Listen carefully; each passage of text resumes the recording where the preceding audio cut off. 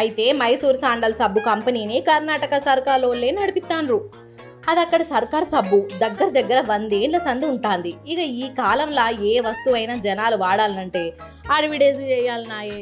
అందుకే హీరోయిన్లు అయితే మస్తు గిరాకస్తదాయే. అందుకే ఈ మైసూర్ సబ్బును అడ్వర్టైజ్ చేసేందుకు హీరోయిన్ తమన్నను పెట్టుకున్నారు. వాళ్ళ 2 ఏళ్ల కాంట్రాక్ట్ అట.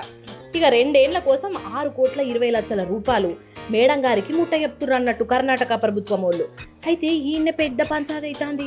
హాగో మన కర్ణాటకలా కన్నడ హీరోయిన్లు లేరా? కర్ణాటక సబ్బును అడ్వర్టైజ్ చేసేందుకు పంజాబం ఎందుకు, బొంబాయి వాళ్ళు ఎందుకు?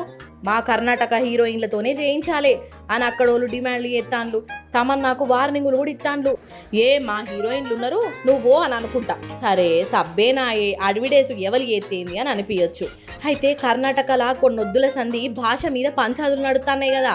కర్ణాటకలో ఉండేటోళ్ళు కన్నడమే మాట్లాడాలి, హిందీ గింది జాంతానే అని కీసులాటలు అవుతున్నాయి.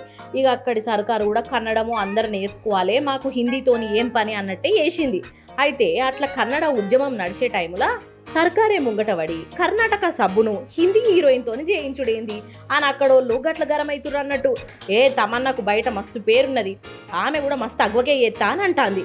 అందుకే ఆమెను తీసుకుంటున్నాం, మనోళ్ళు అయితే ఎక్కువ తీసుకుంటారు కావచ్చు అని చెప్తాండ్రు సర్కారు వాళ్ళు. అగో వాళ్ళ కథ గట్లున్నది. ఇక ఈ పంచాదంతా చూస్తా అంటే అసలు తమన్నను పెట్టుకుంటే సబ్బుల గిరాకీ వెరుగుడేందో గాని ఉన్న గిరాకీ పోయేటట్టే కొడుతున్నది అని అంటున్నారు కన్నడ పోళ్ళు.